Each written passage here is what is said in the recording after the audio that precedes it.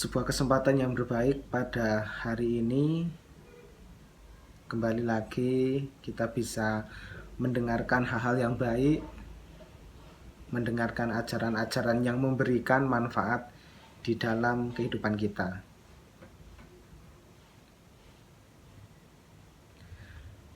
Di momen ini saya akan sedikit menyampaikan mengenai penyebab keruntuhan di dalam diri. Dalam kehidupan ini, kita selalu ingin maju dalam segala hal. Apakah itu dalam hal materi maupun hal-hal yang bersifat bukan atau non-materi. Sebagai umat berumah tangga yang ingin maju dalam hidupnya, ada hal-hal yang perlu diawasi dan juga ada hal-hal yang perlu untuk dihindari dalam kehidupan ini. Ada kalanya kita sebagai manusia biasa, sebagai seseorang berumah tangga, di dalam kehidupan yang beraneka ragam kegiatan, bertemu dengan banyak orang, ada hal-hal yang tidak selalu bisa kita kontrol dengan sepenuhnya. Maka perlu dan wajib di dalam diri kita untuk selalu memberikan perhatian penuh, memberikan perhatian khusus kepada diri kita. Maka Guru Agung menjelaskan dalam Anguttara Nikaya keempat 283 memberikan nasihat mengenai ada 4 hal yang semestinya dihindari oleh berumah tangga atau orang-orang yang masih berkutat dalam kehidupan sosial, keagamaan, dan juga mengenai finansial. 4 hal ini apabila dilakukan akan membawa pada kehidupan yang hancur, membawa kepada kehidupan yang tidak akan membuat kita semakin maju. 4 hal ini biasa disebut sebagai apayamuka. Apayamuka ialah hal-hal yang mendorong kita kepada kesengsaraan dan ketidakbahagiaan. Maka sebab-sebab keruntuhan ini ada 4 macam, yaitu yang pertama adalah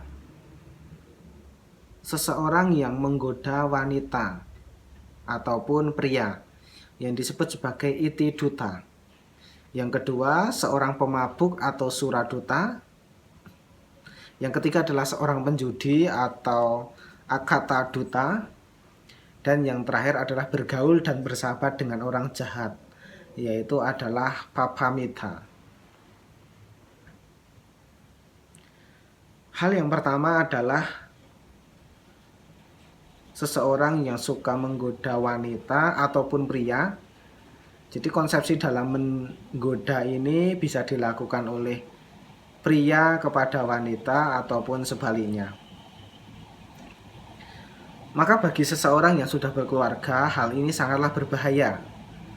Menggoda wanita ini untuk istilah tren yang sekarang kita kenal adalah sebagai perselingkuhan.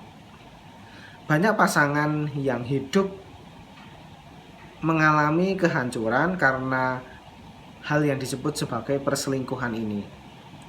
Sebenarnya bukan hanya perumah tangga saja yang bisa hancur, tetapi juga reputasi, nama baik, kemudian harkat dan martabat kita bisa saja hancur ketika kita lebih mengedepankan pada hal-hal yang menyebabkan perselingkuhan. Ada niat saja juga sudah merupakan perbuatan buruk, apalagi sampai ada melakukan ucapan-ucapan dan juga perbuatan-perbuatan yang benar-benar mendorong pada hal yang disebut sebagai perselingkuhan.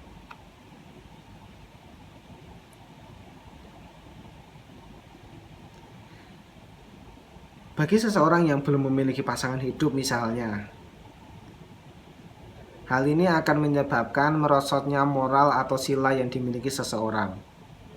Maka dengan merosotnya sila atau moral ini, seseorang tidak akan mampu untuk menghindarkan dirinya dari hal tersebut. tidak mampu mengendalikan diri sehingga tidak taat lagi. Bagi seseorang yang sudah memiliki pasangan hidup, agar terhindar dari sebab kesengsaraan atau penderitaan ini, hendaknya memiliki kepuasan atau biasa orang menyebut sebagai santuti. Yang kedua adalah seorang pemabuk atau suraduta. Seseorang yang dalam hidupnya menjadi seorang pemabuk akan mengalami kesengsaraan. Seseorang menjadi pemabuk bukan hanya karena minuman keras saja, tetapi juga ketika dia mengkonsumsi narkoba, mengkonsumsi obat-obatan terlarang, obat-obatan maupun minuman yang membuat lemahnya kesadaran, itu akan sangat-sangat berbahaya. Tentu kita memahami bahwa menjadi seorang pemabuk itu sangat berefek besar dalam kehidupan kita. Contohnya, harta kekayaan kita akan semakin berkurang, bahkan hilang. Mengapa? Karena kalau kita sudah kecanduan dengan hal-hal yang memabukkan ini, kita akan dengan sangat rela memberikan sisa uang kita untuk membeli barang-barang yang tidak baik tersebut. Kemudian kalau pemabuk ataupun orang-orang yang bermabukan ini melakukan kegiatan tersebut dalam jangka waktu yang cukup lama, cepat atau lambat, bisa mengalami gangguan pada fungsi otak. Bisa menimbulkan kelupaan, kemudian bisa menimbulkan pikiran-pikiran yang negatif, ada penyakit-penyakit otak yang menyerang, dan seterusnya. Ibu, bapak, dan saudara-saudara yang berbahagia, dalam Anguttara Nikaya, Sang Buddha menekankan betapa besar akibat dari bermabuk-mabukan. Maka beliau bersabda, "Duhai para biku, peminum minuman keras secara berlebihan dan terus-menerus niscaya dapat menyeret seseorang dalam alam neraka, alam binatang, alam setan. Akibat yang paling ringan yang ditanggung oleh mereka yang karena kebajikan lain terlahirkan menjadi manusia yang hilang ingatan atau sering disebut sebagai sinting atau gila." Biasanya orang yang menjadi pemabuk ini karena ia memiliki pandangan bahwa dengan melakukan itu ia akan merasa bahagia, tetapi sesungguhnya kesengsaraanlah yang pasti akan dia dapatkan. Selain itu, faktor ketidaktahuan juga sangat berpengaruh besar. Yang ketiga adalah seorang penjudi atau akaduta. Penyebab kemunduran atau kesengsaraan yang ketiga adalah menjadi seorang penjudi. Orang yang gemar berjudi akibatnya harta yang dimilikinya akan cepat habis, memiliki banyak utang, dan orang akan mencelanya karena dia melakukan perilaku-perilaku yang sangat rendah nilainya.